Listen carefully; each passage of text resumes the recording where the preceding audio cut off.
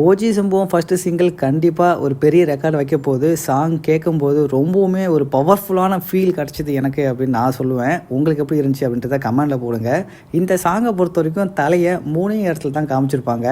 ஒன்று பிரைவேட் ஜெட்லேருந்து இறங்கி வர மாதிரி, இன்னொன்று காரில் போகிற மாதிரி, இன்னொன்று அவர் தனியாக நின்றுட்டு அப்புறம் திரும்பி பார்க்குற மாதிரி 3 இடத்துல மட்டும் காமிச்சிருப்பாங்க. சாங் ஃபுல்லாகவே அனிமேஷன் கலந்து வர்றதுனால அது ரொம்பவுமே பர்ஃபெக்டாக ரெடி பண்ணாங்களா அப்படின்னு கேட்டால் அப்படி இல்லைன்னு தான் சொல்லணும். ஆனால் அந்த சாங்குக்கு ரொம்பவே சூட்டாக இருக்குது அப்படின்னு சொல்லலாம்.